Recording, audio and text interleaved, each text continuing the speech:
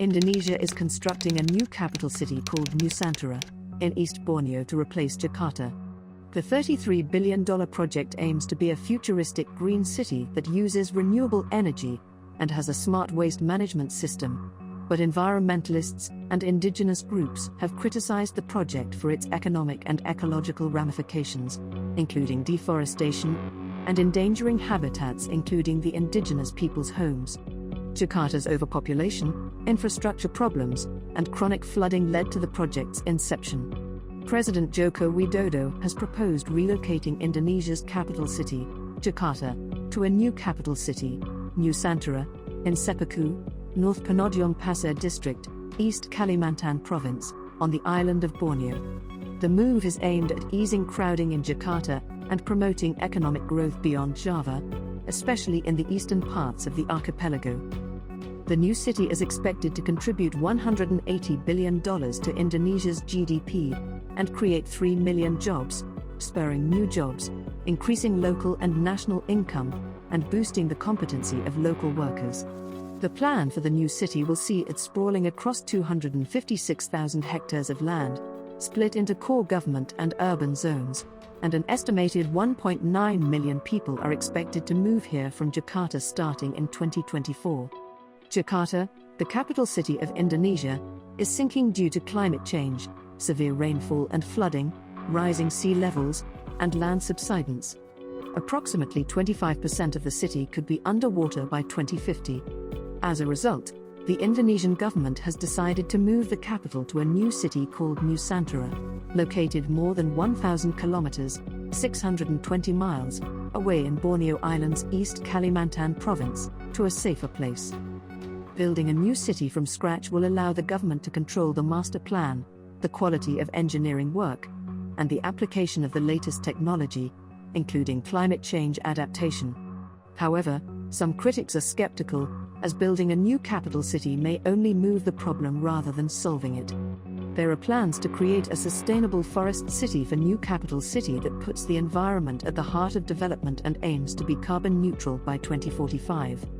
It will be about twice the size of New York City, centered on forest, parks, and food production, and utilize renewable energy resources, smart waste management, and green buildings. However, environmentalists and indigenous communities have criticized the project for degrading the environment, shrinking the habitat of endangered animals such as orangutans, and displacing indigenous people who rely on the land for their livelihoods. Deforestation, the use of coal-fired power plants, and extensive air travel between the new capital and Jakarta are some of the concerns raised by experts. According to health experts, the deforestation taking place in East Kalimantan for new construction increases the likelihood of human settlement is in closer proximity to natural pathogens. However, health experts have called for the government to also address the numerous endemic diseases in the province, including malaria and lymphatic filariasis.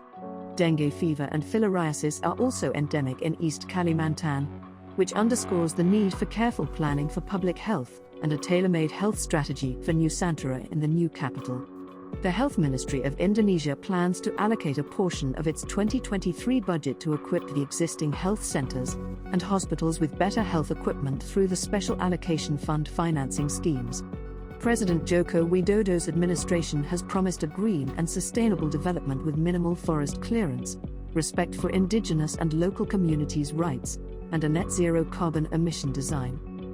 However, environmental and human rights observers are already reporting clearing of mangroves and high conservation forest areas, land conflicts with indigenous communities, and potentially large-scale displacements. These issues raise questions about whether the $34 billion project's benefits will outweigh its downsides.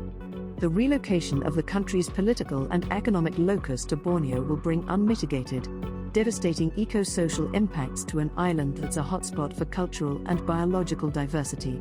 Borneo is home to 37 million hectares of tropical forest, about 7 million hectares of which are designated as protected areas.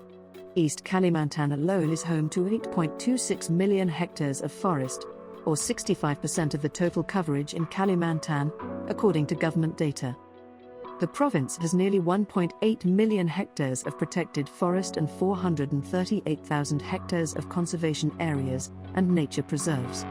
Environmentalists are concerned about the potential destruction of this unique biodiversity, as well as the impact of deforestation, mining, and palm oil production on the island's ecosystems.